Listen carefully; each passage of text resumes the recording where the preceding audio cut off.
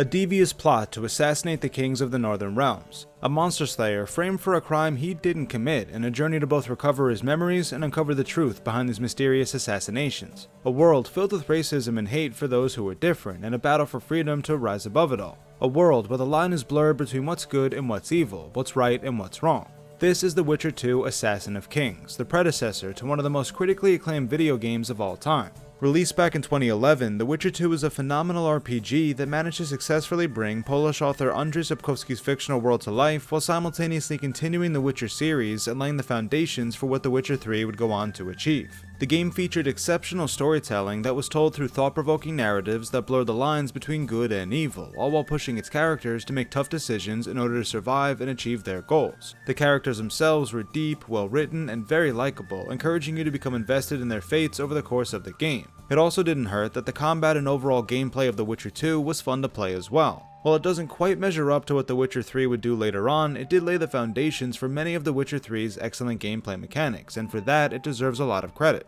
This is the game that got me into the Witcher series in the first place, the game that introduced me to this fascinating fictional world that Sapkowski created back in the 80s and 90s. Even though I didn't know all the context for this universe my first time through, I was still able to both appreciate and enjoy everything the game had to offer. Now that I've read through the books twice and played both The Witcher 2 and Witcher 3 multiple times each, I have an even deeper appreciation for what The Witcher 2 does for the Witcher franchise. It manages to capture the tone and feel of the books perfectly in everything from gameplay to storytelling, bringing to life one of the most interesting fictional worlds you'll find out there. It may just be a good video game for some people, but to me, it's an important part of a larger fictional world that has brought me a lot of joy over the last several years, and it's my hope that I'll be able to share my love of this franchise with all of you here on this channel. Since my journey through The Witcher began with The Witcher 2, I think it's only fitting that we begin our journey through this amazing franchise with The Witcher 2 as well. In this video, we'll take a look back at what The Witcher 2 was able to accomplish from a gameplay and a narrative standpoint, and how it set the stage for The Witcher 3. I'll also be discussing the larger lore of the Witcher universe, including how this game manages to remain faithful to its source material and how it fits within the timeline of the books and the games. As a word of warning, there will be plenty of spoilers for both the books and the video games in this video, so if that's something that's an issue for you, I would advise leaving this video and coming back when you've had a chance to experience these incredible works of art for yourself.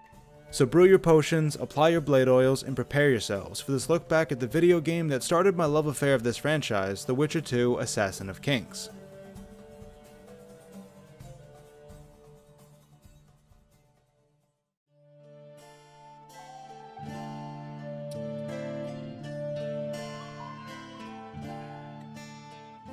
One of the things that I appreciate the most about these Witcher games is how faithful they are to the books. Everything from the way characters look, act, and speak, to the way events play out, to the general themes and atmospheres of their worlds, all feel like they were pulled straight out of the pages of one of Sapkowski's Witcher novels. When I first played through The Witcher 2, I had no idea who any of these characters were or what any of the things they talked about actually meant. They talked about things like the Thanedd Massacre, the Battle of Brenna, and the Wild Hunt, things that meant nothing to me at the time. Despite my lack of knowledge, however, I was still able to gain a basic understanding of The Witcher 2's story and what this universe is all about, which I think says a lot about how well Projekt Red designed this game. They were able to craft a well-written story that was easy to understand for newcomers like myself, while simultaneously being deep, accurate, and lore-heavy for veterans of the franchise. When I revisited this game after playing The Witcher 3 and reading through all the books, I was amazed by how much more I enjoyed it. I loved playing The Witcher 2 my first time through, but returning to it after becoming a veteran of the series allowed me to fully understand and appreciate all the references that were made and the implications of different actions and events, which made me look at the game in a new light.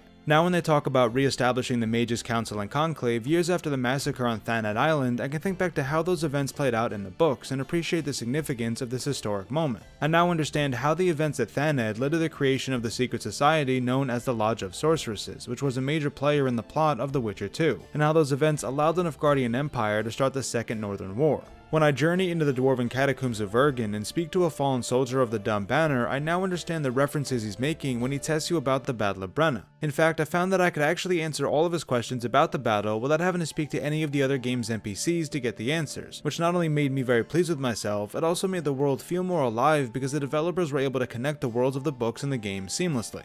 The characters themselves are also faithful representations of their versions in the books. Geralt and Dandelion are spitting images of their book versions, both in terms of their appearances and in terms of their personalities. Geralt is still gruff, cynical, and noble at heart, while Dandelion is still funny, romantic, and oftentimes foolish. While Triss Merigold's hair color may be a subject for debate, her personality is exactly as described in the books, which is to say sweet and welcoming while also strong and proud. Sultan Chivay and Yarpen Zigrin are as entertaining as they are in the books, matching their rambunctious natures and their fierce determination in battle. And they are far from the only characters that remain faithful to the books in my eyes. When I was reading through the books for the first time, I was amazed by how similar all of these characters were to the versions I knew from the games. The world of The Witcher 2 feels like a faithful and natural extension of the one that Sapkowski created with his novels, and that is extremely important for someone like myself who enjoys immersing themselves deeply within fictional worlds. Still not convinced? Let me give you two major examples of how The Witcher 2 is a faithful continuation of the books. In the final book titled Lady of the Lake, most of the northern rulers and an ambassador from Nilfgaard met in the country of Sintra to negotiate peace terms following the Second Northern War. In that meeting, one of the things that was discussed was returning the country of Edirn to its ruler King Demavend. You see, at the start of the Second Northern War, Nilfgaard crossed the Iruga River and invaded Edirn almost immediately following the events on Thanedd Island. They quickly overwhelmed the Edirnian army and established control of the country in a matter of weeks. In order to solidify their new positions and prevent an attack from one of the other northern nations, Nilfgaard made a deal with the neighboring country of Kedwen. Kedwen agreed not to attack Nilfgaard, and in exchange they got an area of Upper Edirn called the Lower Marches, which King Henselt of Kedwen claimed belonged to his country by birthright. Henselt had his army go on to occupy that area and keep control of it for the remainder of the war.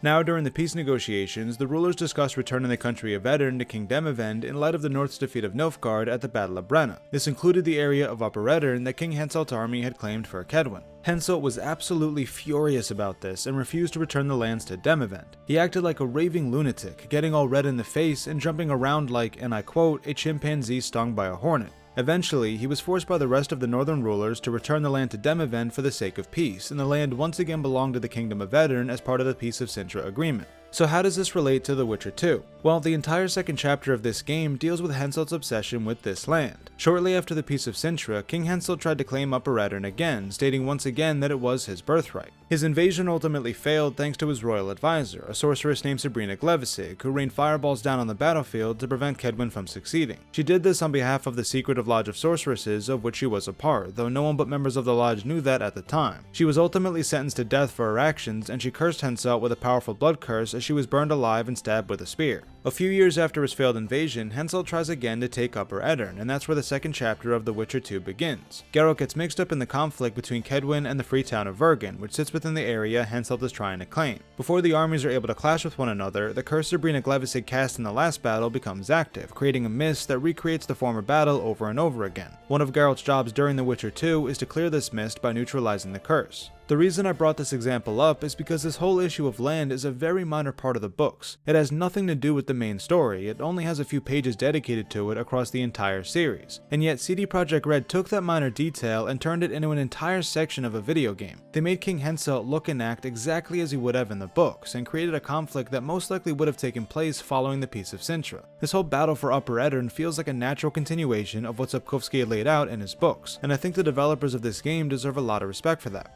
The other major example I want to discuss has to do with the overall plot of The Witcher 2. To put it simply, the Emperor of Nilfgaard hired a group of witchers to secretly eliminate the rulers of the northern kingdoms, and then blame it on the Lodge of Sorceresses. His goal was to cause chaos and weaken the north in preparation for Nilfgaard's third invasion of the northern kingdoms. The reason why I think this is a faithful continuation of the books is because this plan is textbook Nilfgaardian tactics. During the first invasion, the northern sorcerers and sorceresses banded together and helped defeat Nilfgaard at the famous Battle of Sodden, which helped end the First Northern War. Since mages played such a huge role in the North's victory in that war, Nilfgaard decided to remove them from the equation before their second invasion. They bought off several prominent sorcerers from the north and convinced them to help stage a coup on Thanedd Island during the planned debates that were to take place there. Word of this subterfuge got out, and there was a massive conflict between the loyal sorcerers and the traitorous ones on Thanedd, resulting in several high-profile mage deaths. The surviving mages were either forced into hiding because of their betrayal or lost favor with the northern rulers who felt they could no longer trust them as royal advisors. The resulting chaos weakened the north and allowed Nilfgaard to invade for the second time.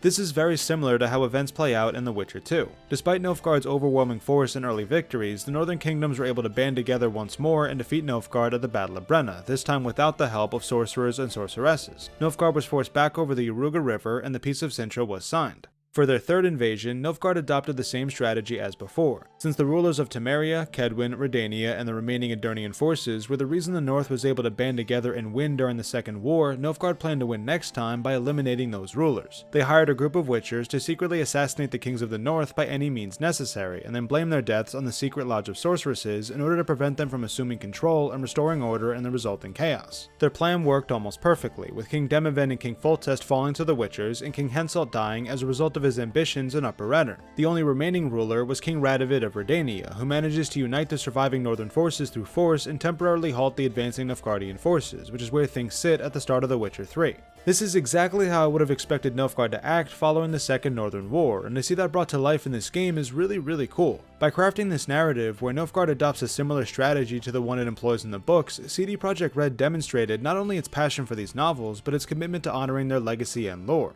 Both The Witcher 2 and The Witcher 3 are filled with references and consistencies like the ones I just described, and the fact that this sort of thing happens frequently within these Witcher games makes them all the more special in my eyes. Their faithfulness to the books helps create a more believable world for people familiar with the Witcher universe, which allows veterans to buy into the stories they are trying to tell. It's one of the best qualities of these games, and one of the main reasons why I have such a deep respect for them.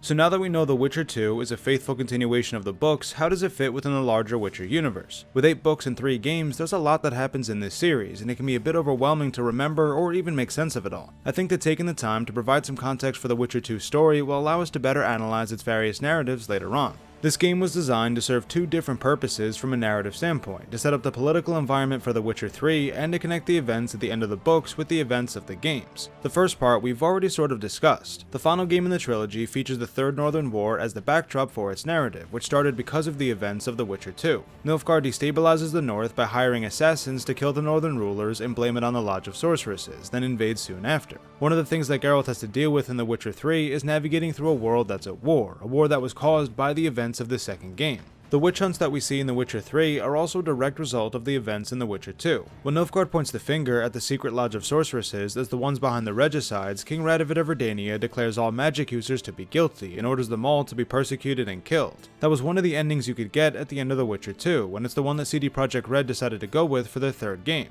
The Witcher 2's other purpose was to bridge the gap between the books and the games. The books ended sort of ambiguously when it came to the fates of Geralt, Yennefer, and Ciri. At the end of the final book in the series, Geralt and Yennefer are on the verge of death after becoming involved in a massacre of non-humans in the town of Rivia. Geralt falls defending the non-humans, while Yennefer falls trying to heal his wounds. Both are in very bad condition and most likely would have died if not for Ciri. With the help of a unicorn, whose name I will not try pronouncing, Ciri is able to transport Geralt and Yennefer to a place called the Isle of Avallac'h, where she is somehow able to heal both of them before leaving them there and going her own way.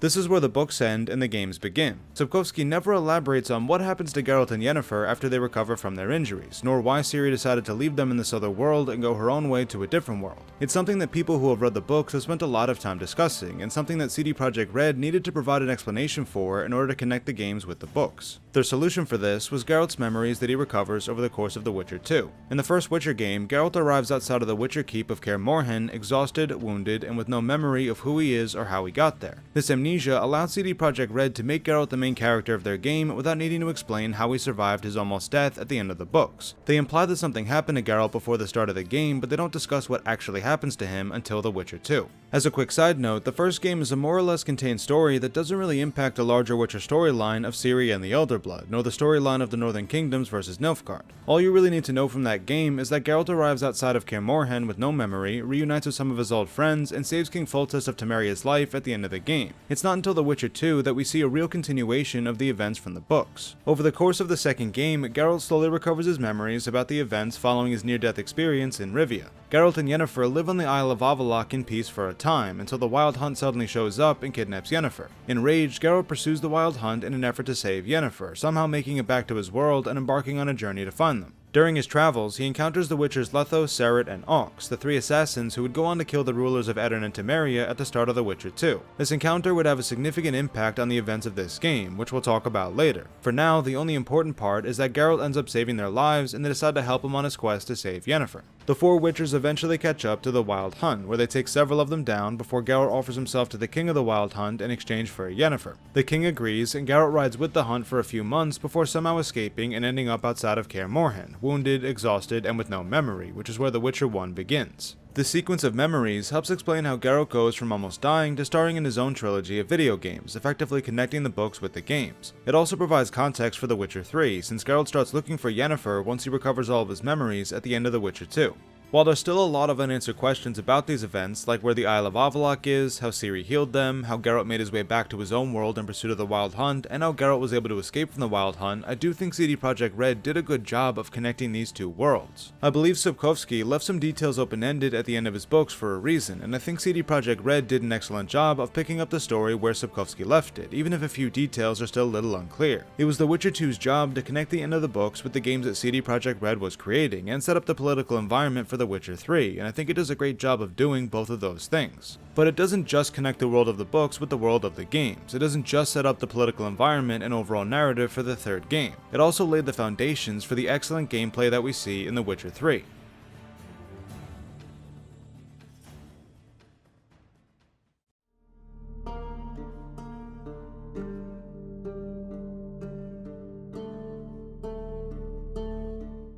Combat in The Witcher is sort of like a dance. Witchers are trained to be light on their feet, deftly moving between enemies and using their superior speed and reflexes to gain the upper hand in fights. They parry sword blows, execute pirouettes and half turns, and do whatever they can to catch their opponents off guard. They also have to be intelligent, accurately assessing each combat situation and responding accordingly. Are you going up against drowners and water hags? Since both are weak to fire, you might consider incorporating some igni blasts into your attacks. Are you going up against multiple fast opponents? Strong attacks and standing still might not be the best strategy, so you should probably limit your attacks to fast sword swings and keep moving around the battlefield. Maybe even try to find a way to slow them down, like with a Jurden trap. Witchers need to be constantly thinking about what their next move is going to be, and oftentimes need to plan for the unexpected. They do research on enemy strengths and weaknesses, and their behaviors and physical abilities, and they have a great understanding of how their own abilities actually work. They have a whole arsenal of tools and abilities that they can use to get the job done, including but not limited to their two swords and magical signs. They are trained to be lethal killing machines, and it should feel that way when you pick up a controller and play through these video games. The Witcher 2 manages to bring this fantasy of being a Witcher to life through its enjoyable gameplay. You're constantly moving around the battlefield, lunging in with sword attacks, rolling behind enemies, executing Witcher signs, and tossing in equipment like bombs and daggers. If you so choose, you can also take potions and apply oils to improve Geralt's attributes, making him an even more effective fighter. This game does a great job of simulating that agile dance with death that defines a Witcher's combat style. You need to be constantly moving around and switching strategies depending on who or what you're going up against. There's thought that goes into every action that you make, which forces you to become very familiar with things like enemy behaviors and your own skill set, just like a Witcher would have to do. It really feels like you're stepping into the shoes of the Witcher Geralt of Rivia from the books, and that's due in large part to how Projekt Red decided to balance the gameplay. They essentially divided combat into three distinct disciplines that you can choose to develop over the course of the game. There's your sword abilities, your magical signs, and your alchemy skills. All three disciplines define what it means to be a Witcher like the ones in the books, and they will give this game's combat its unique feel. First, let's take a look at your swords and movement. Like every Witcher, you're equipped with two different types of swords, a steel one for people and a silver one for monsters. Using the wrong sword type against an enemy will result in significantly less damage dealt, so it's one more thing you need to think about since the game doesn't automatically draw the right sword for you like it does in The Witcher 3. Your basic attacks consist of light and heavy sword swings, combined with a rolling maneuver that you can use to get behind enemies or to simply get away from them. The animations for these moves are all very acrobatic and fluid, adding to that fantasy of dancing across the battlefield. If you want to improve these abilities, you need to acquire talents along the swordsmanship path. This path allows you to develop Geralt's physical abilities, like his sword damage, his health, his damage reduction, and his chances of inflicting critical effects. Since you do end up using your swords and moving around the majority of your time in combat, I think it's always important to develop these skills at least a little bit during each playthrough of The Witcher 2. The first two perks especially, I think are essential for any playthrough. One perk reduces the damage you take from behind, while the other one increases the distance you can roll. It is very easy to die in this game if you get hit in the back, especially in harder difficulties, so reducing that damage and giving yourself a better chance to separate yourself from enemies always seem like no-brainers to me. Next up is your magic, which consists of the 5 magical signs Ard, Igni, Jurden, Axii, and Quen. These abilities are all given to you right from the start, and they each serve very specific purposes. Ard pushes people back, Igni shoots fire at people, Jurden sets a trap, Axii briefly turns enemies into allies, and Quen provides a protective shield. They're all very simple techniques, but when combined with your acrobatic sword moves, they can make a real impact during combat. They are an important part of the core gameplay experience, which is why I like to develop these skills during my playthroughs of this game. Investing in the magic path will improve each sign in different ways. For example, investing in the Quen sign will allow it to last longer and return some damage back to the attacker. You could also decide to upgrade the Yrden sign to enable you to place up to 2 traps at once. It's up to you how you want to develop your magical abilities, which are all tied to the same magic system, which you can also upgrade. The Witcher 2 uses a system called Vigor, which basically allows you to cast a sign if you have at least 1 charge of Vigor. You start the game with 2 charges, but you can eventually hold up to 6 charges if you acquire the appropriate perks. You can also increase the rate at which charges regenerate during combat, either through perks or through pieces of equipment. It's a good system that unfortunately has one significant flaw. When you cast a protective Quen sign, you are unable to regenerate charges of Vigor until the shield is either broken or runs out. What this means is that if you choose to cast Quen, you significantly limit your ability to use magic. Unless you have 5 or 6 charges of Vigor, you won't be able to use both Quen and the rest of your signs like you would normally. You'll have to deal with only being able to use 1, maybe 2 signs before you have to wait for Quen to run out and for your Vigor to recharge. While it does add to the strategy of combat, it really does limit an important part of the gameplay experience. As a resident Quen spammer myself, I constantly have that shield up to protect myself during combat, which means I'm not using the other 4 signs as much as I'd like to. And since I play on the hardest difficulty, I prioritize perks that increase my total health and damage reduction over perks that improve my Vigor. Once I'm able to increase my total number of Vigor charges and my overall protection, then I'm able to forego Quen every once in a while and be a bit more liberal in my use of signs. But until then, I have to choose between going into battle without any protection so I can use the other signs, or stick to only using Quen.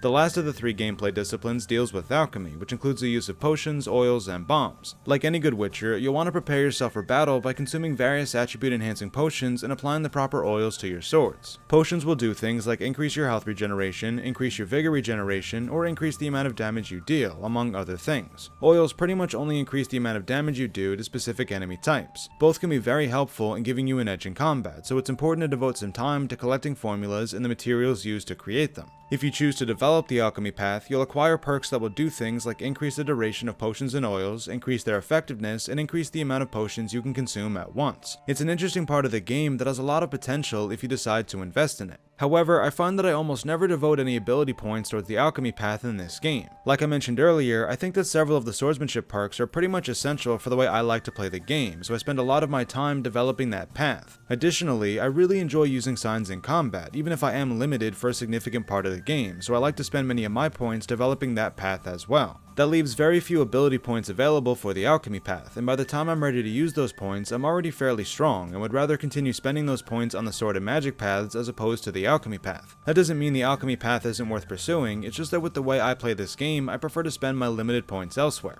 So those are the 3 disciplines of The Witcher 2's combat. Each area defines a part of what it means to fight like a Witcher, and this game does a great job of bringing that dance with death to life. You really feel like the lethal killing machine you're supposed to be, whether you choose to focus on your swords, your magic, or your alchemy. Combat is one of the best parts of this game, even with the few limitations we've discussed. The last thing I want to mention about The Witcher 2's gameplay is how it compares to The Witcher 3's gameplay. Anyone who's played the sequel can see how similar the 2 systems are. They have the same sword moves, the same magical abilities, many of the same potions and oils, the same focus on movement and intelligence, and the same recreation of that Witcher dance. Fundamentally, they are almost the same game from a gameplay perspective. The difference is in the execution of the various gameplay systems. For example, The Witcher 3 gives players a side dodging ability that significantly improves their mobility. The Vigor system has been replaced with a single bar stamina system, which removes that annoying Quen limitation that we discussed earlier. And the Witcher 3 skill system allows for significantly more customization than the one in The Witcher 2, which allows players to really mess around with the game's RPG mechanics. The point I'm trying to make here is that The Witcher 2 laid the gameplay foundations for The Witcher 3. You can see the similarities between the 2 systems, and making slight tweaks to certain mechanics allowed CD Projekt Red to improve the overall gameplay of The Witcher significantly. Technically, The Witcher 1 did introduce things like brewing potions, different sword styles, and the use of signs. However, its combat system was very basic, boiling down to little more than a point-and-click system. There's none of the finesse and engagement that you get in The Witchers 2 and 3, it's just clicking on an enemy and waiting for an icon to pop up. The systems and mechanics that people know from The Witcher 3 can trace their roots back to The Witcher 2, which established the gameplay formula that most people are familiar with. While this game does have its issues, it created a very enjoyable gameplay system that made audiences feel like the Witchers they may have read about in the books. I know I said this already, but these Witcher games have some of my favorite gameplay of any video games I've ever played. The mix of sword attacks and simple magic is an intoxicating combination to execute, and the fluid movement across the battlefield makes for a very active and engaging gameplay experience. Even if The Witcher 3 does a better job in nearly every aspect, The Witcher 2 still manages to provide an enjoyable gameplay experience 10 years after it first released. Combat truly is one of the best parts of this game, and it's complemented by the game's wonderful world building and excellent storytelling.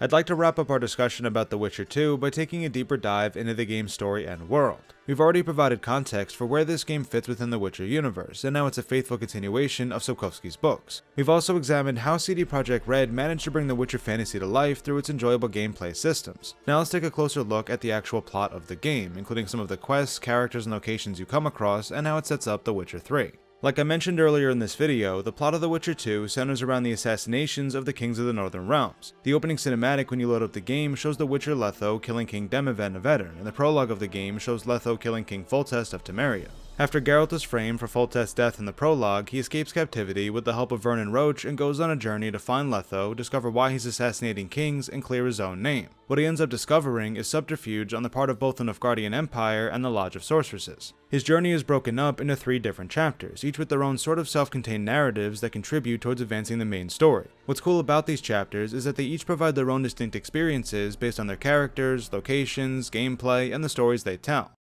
Chapter 1 takes place in the seedy port town of Flotsam, a town filled with racism, hate, and one giant monster problem. When I reflect back on my time with this game, Flotsam was really my first introduction to the Witcher series. In addition to navigating my way through this chapter's great storytelling, it was here that I learned what it meant to be a Witcher. I took on monster contracts to kill a Kairin, destroy Neckarness, and kill some Queen Indrigas, and I even haggled with a merchant over my reward for killing the Kairin. I had to deal with the power-hungry and racist leader of Flotsam, who was pretty much an asshole to everyone he interacts with, and I had to deal with people treating me like a freak simply because I'm playing as a mutated human. There's a conflict between the oppressed non-humans of the Scoia'tael and the people of Flotsam who fear being attacked by the group. There's a troll who gets drunk and refuses to fix the bridge out of town because someone killed his maid, and you have to decide whether to kill the troll or help him avenge his fallen companion. There was a quest where I had to get rid of a curse on an old mental institution by either sacrificing the 2 men who had caused the curse or by killing the Nilfgaardian specter that still haunted the place. This section is a good representation of the world Sapkowski created in his books, and it helped get me interested in this franchise. Chapter 1 is also where you're forced to make a critical decision that will affect the way the rest of the game plays out. After a skirmish in the woods outside of Flotsam, Geralt must decide whether to leave town with Vernon Roche, who freed him from prison, or with the commander of the local Scoia'tael unit, Yorvith. Both characters were created specifically for this game, and there are things to like and not like about both of them. They are portrayed as great characters in a grey world, making the choice far from an obvious one.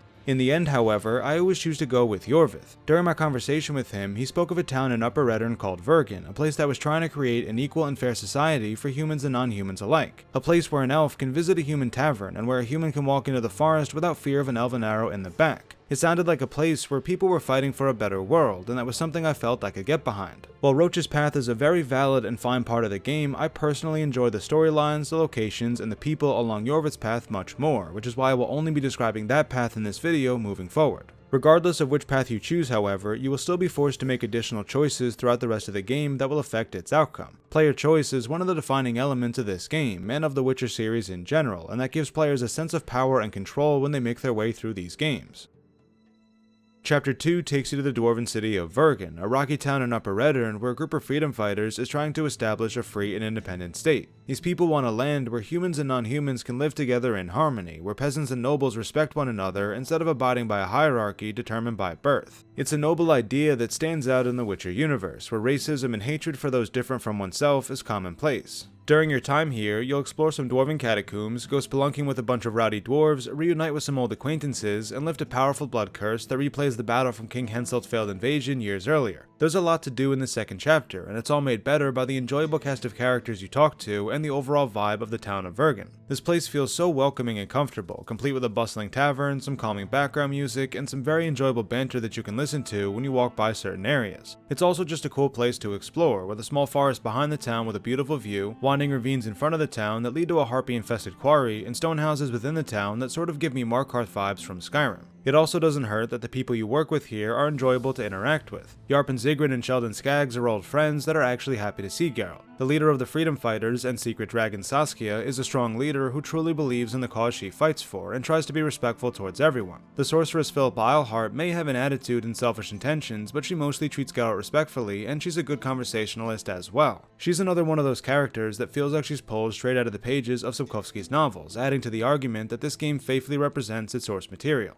Basically, Vergen ended up becoming my favorite section of the game, for the reasons I just mentioned and because of the way Chapter 2 ends. King Henselt has returned with an army to claim Upper Reddern in the name of Kedwin, just like he did a couple of years earlier. His efforts are impeded by a cursed mist that was cast by his royal advisor Sabrina Glevissig, who he burned at the stake after the last invasion attempt. One of Geralt's tasks while he's in Vergen is to clear up the mist by collecting magical items and changing the course of the battle being waged within the mist. After clearing the cursed mist, Geralt helps defend Vergen from the invading Kedweni army. You go from defending the front gates to dropping oil on soldiers to preventing a flanking maneuver with Saskia. The battle has some real Helm's Deep vibes from the second Lord of the Rings movie, especially since there's a scene towards the end when Yorvith returns to Vergen with a force of elven archers to save the day. I love big battles like this one, and the fact that you're fighting for freedom in a world dominated by prejudice and hate makes it a battle worth fighting for. In the end, the forces of Vergen prevail and King Henselt is forced into an unconditional surrender. While it doesn't really have much of an impact on the main plot of the game, the Battle of Vergen is a great story that stands out in this grey world that Andrej Sapkowski and CD Projekt Red have created.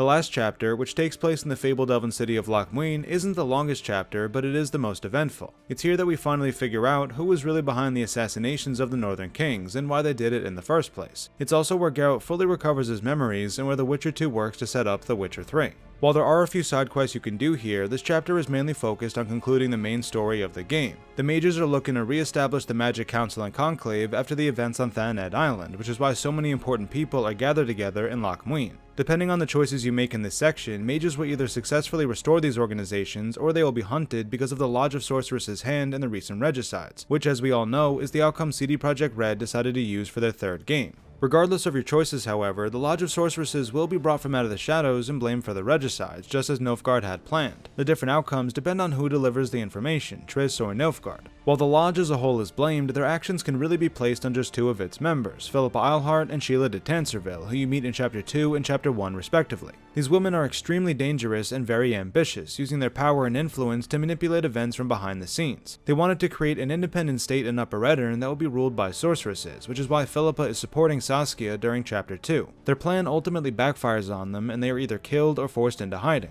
While it's a shame we never get to see the full Lodge of Sorceresses together in any of these games, the fact that they play a major role in The Witcher 2, and the fact that we get to see most of them in these games in some capacity, is ultimately enough for me. While bits and pieces of the Lodge's dark plans and the rest of the game's plot are revealed over the course of the game, it isn't until the epilogue that we get the full picture. Geralt finally catches up with Letho, and the Kingslayer reveals Nilfgaard's full plan while the two share a flask of vodka. It turns out that after Geralt traded places with Yennefer in the Wild Hunt, Letho and his companions took care of Yennefer while she was recovering from her fever and her amnesia. The foursome was eventually captured by the Nilfgaardian secret police after Yennefer kept getting into trouble everywhere they went. During the interrogations, Nilfgaard somehow found out about the secret Lodge of Sorceresses from the amnesic Yennefer, and the Empire decided to hatch a plan with that information in mind to prepare for their third invasion. The Emperor himself hired Letho and the other Witchers of the School of the Viper to assassinate the kings of the Northern Kingdoms and then blame their deaths on the Lodge of Sorceresses. This would cause chaos in the north and prevent the sorcerers and sorceresses from taking control and restoring order. It was a pretty brilliant plan that Letho executed beautifully.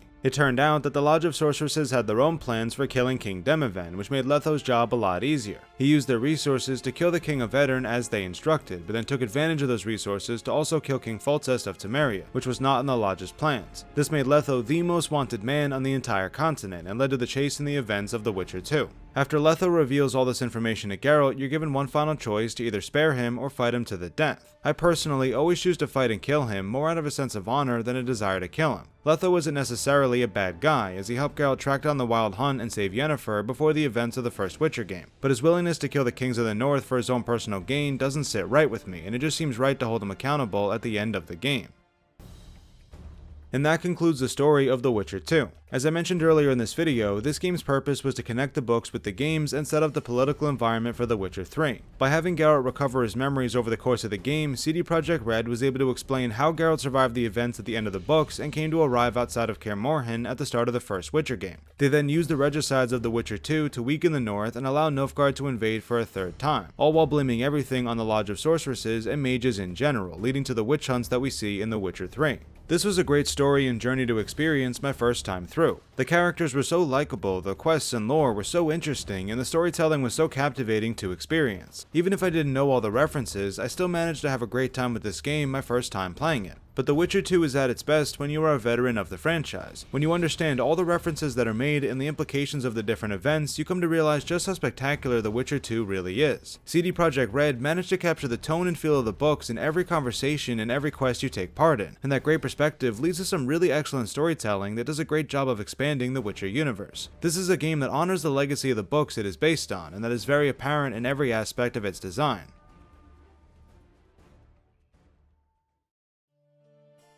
That brings our discussion of The Witcher 2 to an end. This is a phenomenal game that works hard to faithfully honor Sapkowski's books, all while establishing its own place in the Witcher universe. Everything from the gameplay to the storytelling is beautifully designed and expertly executed. It's one of the better RPGs you'll find out there, and one of my favorite games that I've played over the last decade. But as good as this game is, The Witcher 3 is even better. The sequel manages to take everything good about The Witcher 2 and improve it even further. Gameplay, storytelling, world building, it's all better in The Witcher 3, making it one of the best video games I've ever had the pleasure of playing. Now that our journey through The Witcher 2 is done, it's time to shift our focus to its incredible sequel. Stay tuned for a look back at one of my favorite video games of all time, The Witcher 3.